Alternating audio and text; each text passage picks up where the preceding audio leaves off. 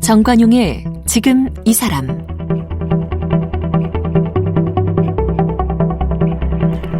여러분 안녕하십니까? 정관용입니다.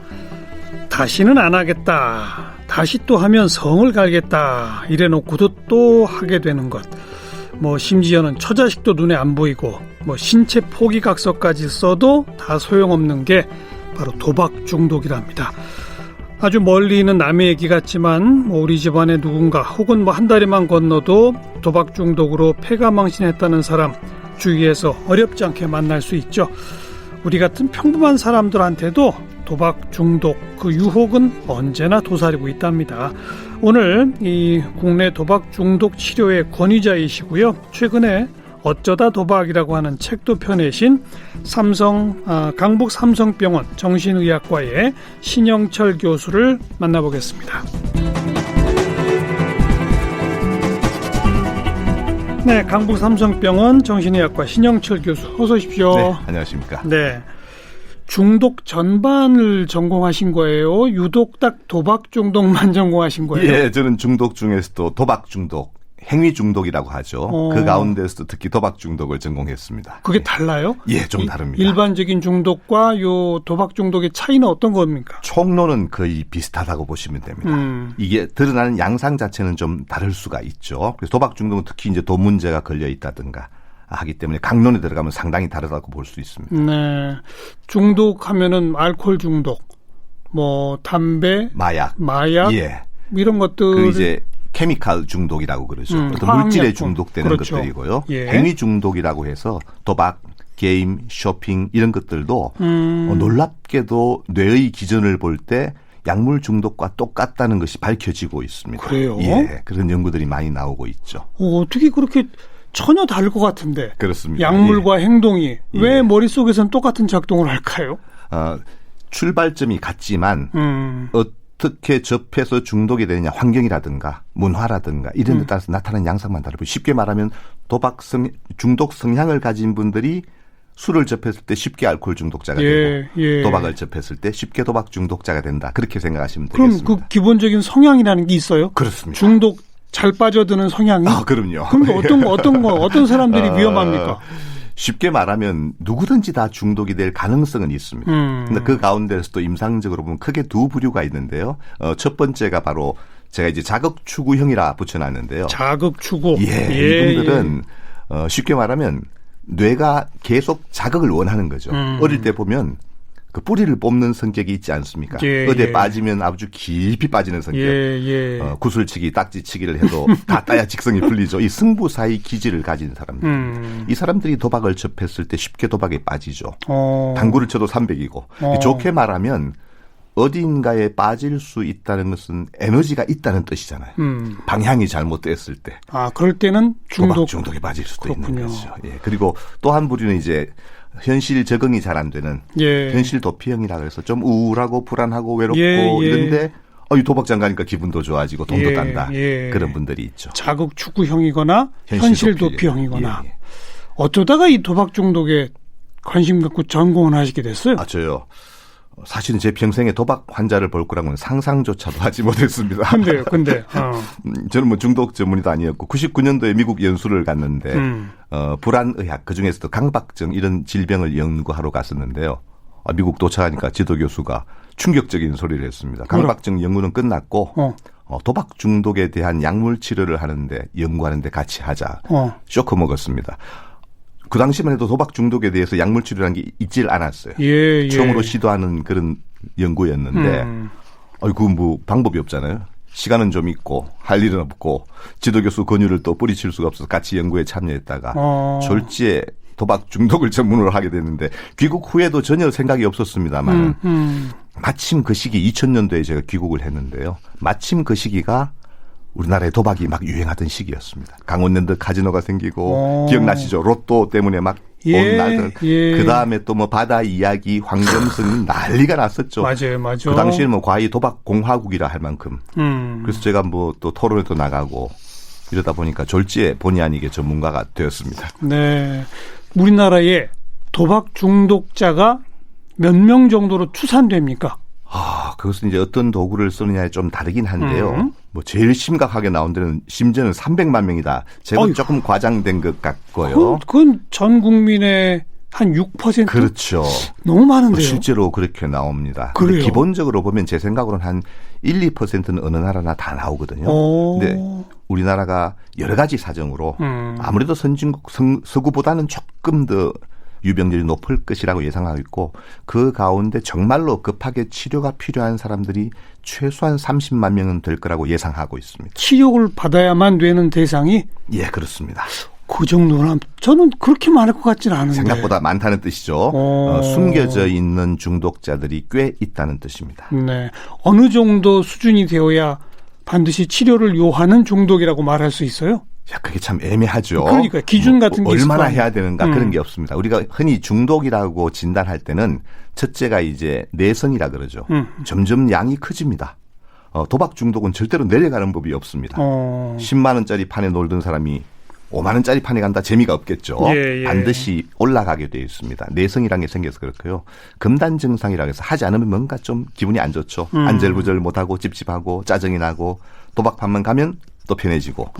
그럼 당연히 2차적으로 문제가 생기죠. 직장에도 소홀하게 되고 가정적인 문제가 생기고 금전적인 문제가 생기고 그런데도 자신이 조절할 수 있는 능력을 상실했을 때 우리가 중독이라고 하죠. 도박도 똑같습니다. 네. 치료는 됩니까? 이게 참 어려운 일인데요. 도박 중독은 실제로 뭐 손가락을 끊으면 발가락으로 한다. 그런 얘기를 많이 들으셨죠. 예. 그 정도로 쉽진 않습니다. 어렵지만 그러나 희망이 있습니다. 우리가 중독을 치료하기 어렵다고 말하는 이유는 치료의 동기가 없기 때문입니다. 내가 이걸 극복해야 되겠다는 의지? 그렇죠. 우리가 뭔가 불편해야 치료를 받잖아요. 불면증, 잠이 안 온다. 불편하니까 병원에 오죠. 당연하죠. 중독 환자들은 특히 도박 중독 환자들은 본인이 불편한 게 아니고 주변이 불편하죠.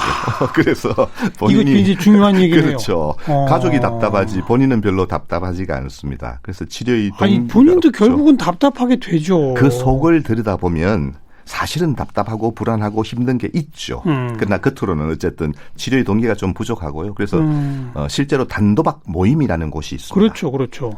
AA는 알코올 중독자들의 모임이고 GA라고 해서 도박 중독자들의 자조 모임입니다. 정말로 내가 도박 중독자임을 시인하고 내가 한번 회복해보겠다. 그런 분들이 모임인데 그게 1계명이 있습니다. 네.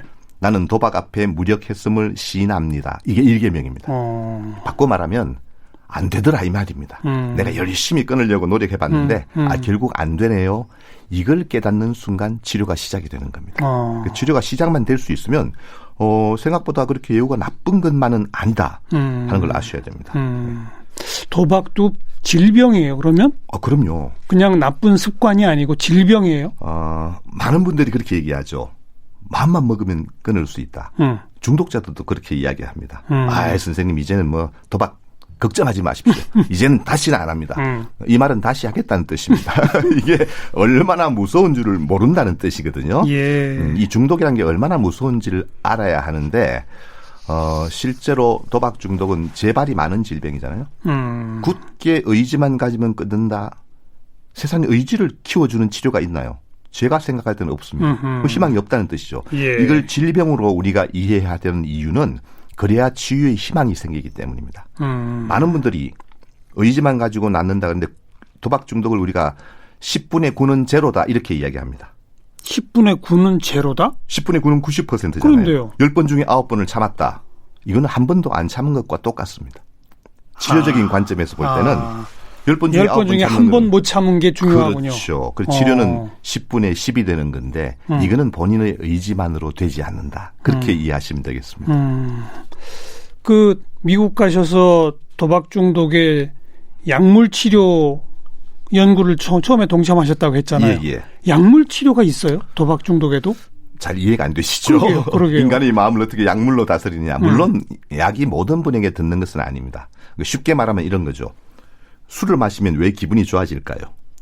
술이 혈액을 타고 뇌에 가서 측핵이라는 곳에서 도파민을 분비하기 때문입니다. 그렇죠. 이게 0이든 도파민이 예를 들면 100이 된다. 기분이 좋아지겠죠. 만약에 어떤 약이 도파민을 차단시키는 약을 쓸 수 있다면 100이 든 도파민이 50이 되겠죠.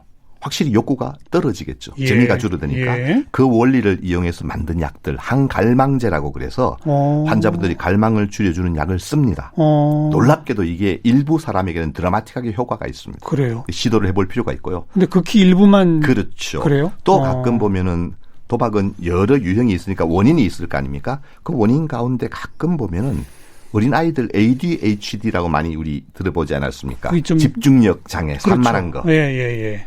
그게 아이들이 게임 중독의 원인이기도 하거든요.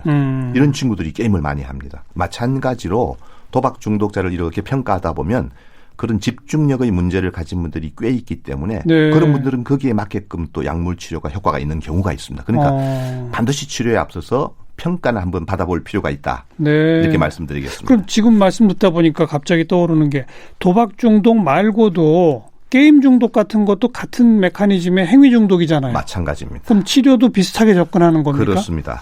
아직까지 공인이 된 약물은 없지만 충분히 평가받고 거기에 맞게끔 처방을 하는 것이 네. 도움이 됩니다. 행위 중독의 대표 유형은 그러면 도박, 게임, 아까 쇼핑? 예, 쇼핑도 있고 심지어는 섹스라든가 폭식 같은 음식 중독도 폭식. 우리가 그렇죠. 행위 중독이라고 포함시키기도 합니다.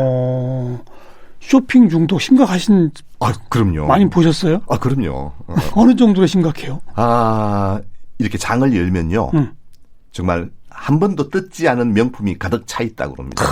이게 우리가 생각하면 뭔가 명품을 사고 구두를 사고 사서 쓸 것 같지만 실제 중독자들은 그 물건에 대한 욕심이 있는 게 아니고 사는 행위에 대해서 관심을 갖는 거예요. 이해가 안 되네요. 그렇죠.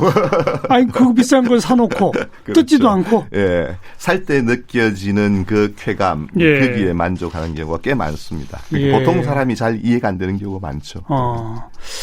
요번에 어쩌다 도박이라는 제목, 그 도박 중독자와 가족을 위한 8주간의 치유 여행 이런 책을 내셨는데요. 이게 뭐 8주 동안 어떤 일정한 프로그램을 따라가서 그걸 고칠 수 있다 이런 건가요? 예, 그렇습니다. 사실 저는 지금은 한 7, 8년 전부터 기업정신건강연구소라고 해서 기업의 직장인들의 이제 멘탈 헬스를 관리하고 하는 일을 하다 보니 본의 아니게 이 분야를 떠나 있습니다. 그전에 제가 한 15년 동안 이렇게 도박 중독자와 함께 주로 집단 치료를 많이 했어요. 그 8주 동안 저녁에 함께 프로그램? 한 20시간 정도 했는데 그 이야기를 이번에 제 후배들과 함께 책으로 만든 것입니다. 그래 그 8주간의 프로그램이 어떻게 하는 거예요? 어떻게 시작되는 겁니까? 처음에는 이제 도박 중독이 질병이다는 사실을 함께 공부하는 거죠. 그다음에 도박 중독자들이 갖고 있는 잘못된 생각들이 있습니다. 우리도 그렇잖아요. 돈 딸 수 있다. 이런 잘못된 믿음이 있으니까 행동을 하게 되니까 그걸 바로잡아주는 쉽게 말하면 인지행동치료라 말하는데 쉽게 말하면 잘못된 생각과 행동을 좀 고치자. 그런 시간도 갖게 되고요. 그러니까 도박은 절대 딸 수 없다 이런 걸 가르쳐 주는 거예요? 간단한 거죠. 3명이 모여서 고스톱을 치면 누군가 승자가 있죠. 근데 옆에서 누군가가 한 판마다 1,000원씩을 뗀다 그러면 어떻게 되겠어요? 밤새면 셋 다 1초. 그렇죠. 그죠? 그게 도박의 기본 원리입니다. 뭐 도박의 종류에 따라서 다를 수는 있지만 기본적으로 도박해서 돈을 못 따는 이유들이 있거든요. 그걸 함께 이야기를 나누다 보면 자기들도 막 웃습니다. 내가 그렇게 바보 같은 어리석은 행동을 했을까 이런 것들 재밌게 이제 이야기를 나누면서 배워가는 과정들이고요. 그다음에 이제 아주 급할 때 36개라 그래서 도망가는 훈련.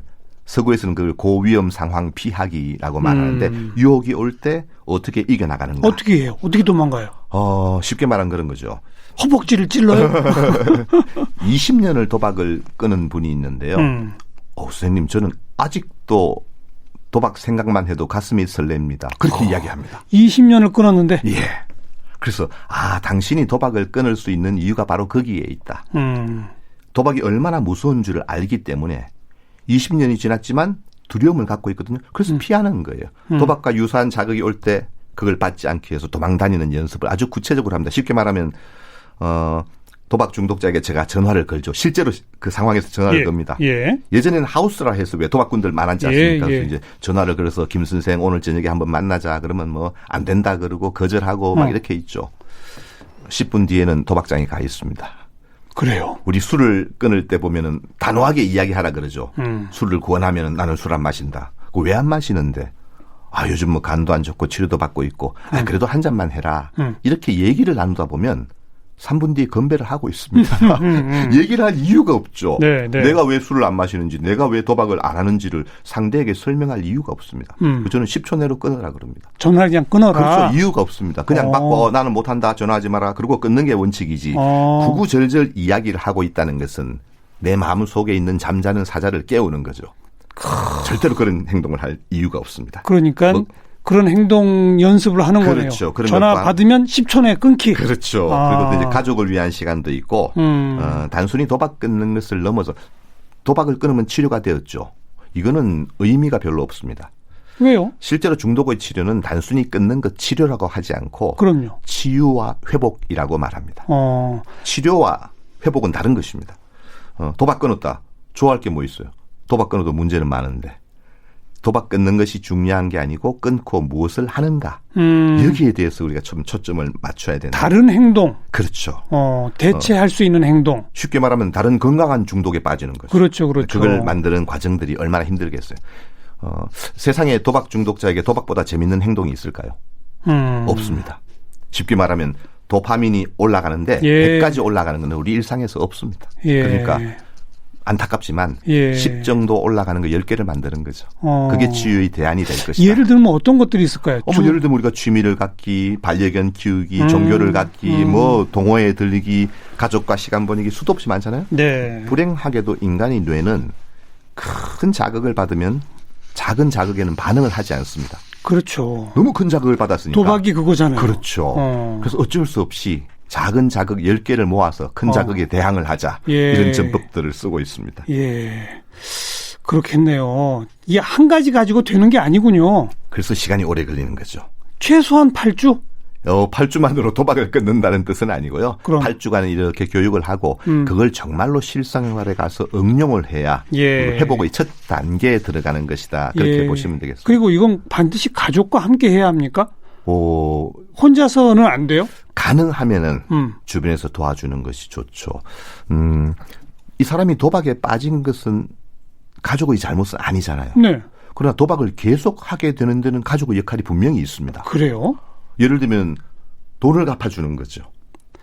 도박 빚진 거? 아들이 빚이 1억이다. 근데 이걸 못 갚으면 감옥에 간다. 엄마가 어떻게 했어요? 갚아주죠. 돈을 갚아줘야 되죠. 아내는요. 이거 못 갚으면 실직한다는데 이게 이제 도박을 계속하게 하는 행동이 되죠. 그러네요. 그래서 가족들이 거기에 대해서 충분히 배우고 이해를 해야 이 도박 중독자가 치유의 과정에 들어가는 데 도움이 되죠. 그럼 도박 빚은 절대 갚아주면 안 됩니까? 이론은 확실합니다. 이론은 간단합니다. 자기가 진 일에 대해서 책임을 자기가 진다 이렇게 생각하면 됩니다. 도박은 자기가 했는데 빚은 가족이 갚잖아요. 왜 그래야 돼요?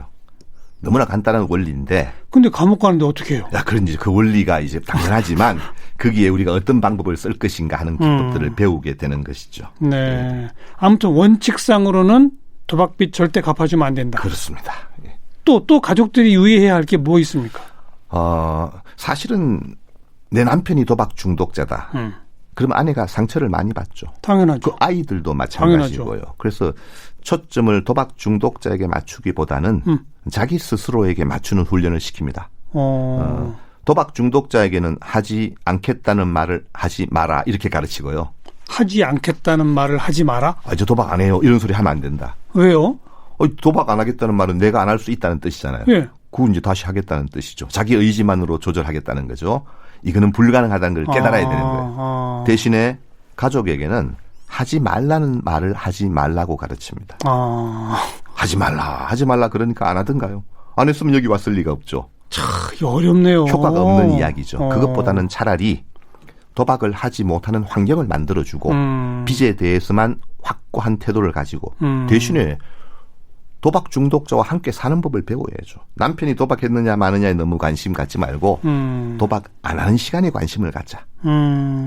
우리가 아이들이 게임 도박 중독 안 해도 되게끔 자꾸 다른 시간들에 그렇죠. 저걸 만들어주자. 모든 이 집의 관심사가 남편이 도박했냐 아니냐에 달려있죠. 맞아요. 불행한 거예요. 그렇죠. 그걸 그렇죠. 떠나서 아이들과 잘 사는 훈련. 쉽게 말하면 남편과 무관하게 애들과 잘 사는 훈련을 하는 게 가족들의 첫 번째 임무인 것 같습니다. 이거는 많이 들어봤네요. 게임 중독 증상을 보이는 청소년들과는 열심히 다른 재미있는 놀이를 만들어줘라 그러잖아요. 너무 당연한 얘기죠. 그거랑 비슷한 거네요. 예. 제가 게임 중독 어머니를 만난 적이 있는데 선생님 우리 아이가 게임 하루에 10시간씩 합니다. 그래서 제가 그럼 몇 시간 남는데요? 14시간 남았잖아요. 그 시간에 뭐 해요? 물어보면 몰라요. 오직 관심이 게임을 하느냐 안 하느냐 믿습니까? 초점을 좀 바꿔보는 거죠. 도박이나 술도 마찬가지입니다. 네, 네. 이 책에 보니까 여성과 10대도 위험하다. 예. 이 남녀의 도박 중독에 빠지는 무슨 비율 같은 게 어때요? 남자가 훨씬 많죠. 그래요? 예, 그는 뭐 접근성의 문제도 있고 우리 사회가 남성들에 대해서는 도박에 좀 허용적이잖아요. 여러 가지 이유로 남성들이 훨씬 많습니다. 그러나 최근에 와서 여성들의 비중이 월등히 늘고 있습니다. 그래요? 예를 들면 강원랜드 카지노 같은 경우도요. 지금 여성의 비율이 거의 30% 정도 된다고 합니다. 출입자가. 그래요? 그 정도로 늘었죠. 특히 합법적인 도박은 그렇다 치더라도 요즘 불법적인 도박이 성행하지 않습니까? 모바일로 뭐든지 다 할 수 있습니다. 예, 접근성이 좋아지니까 확실히 여성들과 10대들의 도박 중독 비율이 늘고 있는 것은 분명한 것 같습니다. 아예 그 중독 초입에 가지 않도록 예방하는 방법은 없어요, 혹시? 그게 최선이죠, 사실은. 그러니까. 우리가 중독은 뭐든지 다 똑같습니다. 술도 마찬가지, 게임도 마찬가지, 도박도 마찬가지, 치료를 하기 위해서는 엄청난 에너지가 드니까 제일 좋은 것은 예방하는 거죠. 지금 담배를 끊기 위해서 예방 홍보 활동을 무지무지 많이 하고 있지 않습니까? 그 말은 그렇게 투자하는 게 덕이라는 뜻입니다. 그렇죠. 마찬가지로 도박에 대해서도 사실은 국가에서도 관심을 좀 가지고 있습니다. 사행산업통합감독위원회라는 것도 있고요. 또 한국도박문제관리센터라는 걸 둬가지고 예방 활동을 하고는 있습니다만은 아직까지는 뭐 사회 문화적인 운동으로까지 승화되기는 좀 어려운 단계고요. 도박에 대한 이 개념 자체를 우리가 국민들이 좀 바꾸시는 게 좋을 것 같습니다. 정부나 지자체가 솔직히 좀 이중적이잖아요. 이 도박을 어찌 보면 자신들의 이윤을 위해서 공식적으로 관리해 주자고 있잖아요, 정부가. 이게 사실은 산업으로서의 기능도 또 없다고는 말할 수 없으니까요. 게임도 마찬가지잖아요. 강원랜드, 경마, 경륜 이런 거 다 정부가 하잖아요. 그렇죠. 그게 이제 그냥 두었을 때 생기는 문제점 같은 것을 다 고려해서 하고는 있는데 또 수익적인 측면도 있고 또 예방적인 양쪽을 다 잡아야 되니까 참 쉽지 않은 일인 것은 사실인 것 같습니다. 그리고 우리 교수님은 투자도 중독이라고 말씀하셨어요? 투자를 중독이라고 말하진 않고요. 그럼요. 요즘 주식 시장이 좀 뜨겁죠. 제가 좀 걱정하는 부분이 사실이 있습니다. 주식은 절대 도박이 아니죠. 당연히 투자고 건강한 것인데 일부 한국인들은 놀랍게도 이 주식을 도박화하는 능력을 갖고 있습니다. 기가 막힌 능력입니다. 어떤 거예요? 우리 대체로 현물 안정된 현물을 사고 묻어두고 2, 3년 뒤에 본다 이런 경우는 거의 없죠. 그게 정상적인 건데. 그게 투자죠. 그렇죠. 근데 오늘 사고 오늘 내일 아침에 올랐나 내렸나를 보고 초단타 매매를 하게 되죠. 그런 사람도 있죠. 이게 쉽게 말하면 도박을 한 판 돌리는 것과 똑같습니다. 그러네요. 그 중독이라는 것은 뇌가 즉각적인 보상을 받을 때 중독이 되는 거거든요. 예를 들면 지금 술을 마시는데 일주일 뒤에 술 취한다. 술 마시겠어요? 안 먹죠. 안 마시죠. 도박도 똑같습니다. 지금 배팅을 했는데 말이 나가서 일주일 뒤에 들어온다. 절대 배팅하지 않습니다. 그렇죠. 그러니까 즉각 보상이 와야 되는데 그렇게 만들려면 초단타 매매를 해야 되는 거예요. 사고 팔고. 그건 중독이다. 이게 첫 번째고 두 번째는 이제 하이 리스크, 고위험 상황을 돈을 잃고 따고를 떠나서 많이 한 방에 따는 걸 우리가 원하는 선물 투자 같은 거. 선물 옵션 파생 상품에 들어갔다. 개인이 거기에 하고 있다. 이거는 좀 문제가 있는 거고. 또 자기 돈으로 여유 자금 내에서 정말 투자의 의미로 해야 하는데 이걸 뭐 미술을 쓰고 뭐 돈을 빌려가지고 한다. 이거는 조금은 위험성을 갖고 있고 특히 제가 요즘 걱정하는 것이 젊은 친구들. 그러니까요. 왜냐하면은 젊은 친구들이 희망이 없죠. 회사는 안정적이지 못하죠 이제. 그리고 옛날에는 또 집을 사는 게 목표였잖아요. 이제 그게 또 무너졌습니다. 아예 집은 꿈도 못 꾸고. 그러니까 이 친구들이 뭔가 돈을 벌어야 되겠다는 생각은 있는데 전부 주식시장으로 올인하고 있는 거예요. 이건 상당히 위험하다고 볼 수가 있습니다. 남의 돈 빌려서까지 선물 옵션 같은 파생 상품에 투자하고 초단타 매매 매달리고. 문제는 이제 그런 분들이 자기가 다 전문가라고 생각하죠. 자기 과신이 너무 강하다 보니까 단타 말 믿지가 않죠. 그리고 정보가 들어오면 10가지 중에 안 될 거라는 정보가 7, 8개가 있고 될 거라는 정보가 한두 개 있으면 안 될 거라는 얘기에만 집착을 하게 되죠. 네. 선택적으로 정보를 파악하는 잘못된 이런 자기 과신이 큰 문제를 일으킬 수 있다. 그러니까 투자로 해야지 절대로 도박으로 해서는 안 된다. 그런 말씀을 하는 겁니다. 네. 어디나 이런 뭐 주식 투자도 어떻게 하느냐에 따라 달라진다고 하는 것처럼 그냥 누구나 또 즐겁게 즐길 수 있는 게임도 자칫하면 또 중독이 되는 것처럼 우리 주변엔 그런 것들이 널렸군요. 어찌 보자면. 그렇죠. 현대인들이 좋게 말하면 참 재밌는 자극이 많고요. 안 좋게 말하면 너무 자극이 강하니까 이 뇌가 재미가 없잖아요. 더 큰 자극을 늘 찾아 나서게 되니까 좀 이게 문제가 되는 것 같습니다. 그런 상태에서 좀 평정심을 유지하며 사는 법 그런 거 없어요? 없습니다. 제가 그냥 없어요? 살자라고 책을 썼는데 저도 잘 못하는데 여러분 보고 뭐 잘하라 말씀드리기 힘듭니다만 그래서 제가 작년에 이제 그냥 살자. 라는 책을 냈죠. 예. 이 그냥 살자는 것은 진짜 그냥 살자는 뜻은 아니고요. 치열하게 살아야죠. 우리가 살다 보면 어찌할 수 없는 일들이 있죠. 그 어쩔 수 없음을 수용하고 그래야 내가 정말로 고민하고 정말로 해야 할 일에 초점을 맞출 수 있다. 그런 의미에서 제가 그냥 살자라고 말하는 겁니다. 어쩔 수 없는 것을 수용하자. 가끔 우리 포기한다 그러잖아요. 가끔 주부들이 그런 얘기해요. 이 왼수 포기하니까 마음이 좀 편해졌어요.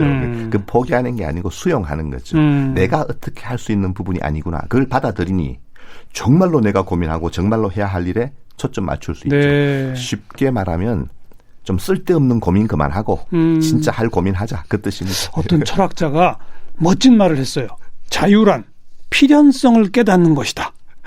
그렇죠. 그죠? 이건 필연적이다. 이건 불가항력적이다. 그걸 내가 받아들이면 내가 자유로워진다는 뜻이죠. 그게. 칼 융도 그런 얘기를 했습니다. 신경성이라는 것은 정말로 신경 써야 될 걸 회피하기 위해서 만들어진 것이다. 그런 얘기를 했습니다. 네. 알겠습니다. 또 그런 마음가짐을 가지면 중독으로부터도 조금 자유로울 것 같아요. 그죠? 중독의 핵심은 제가 그렇게 얘기했는데요.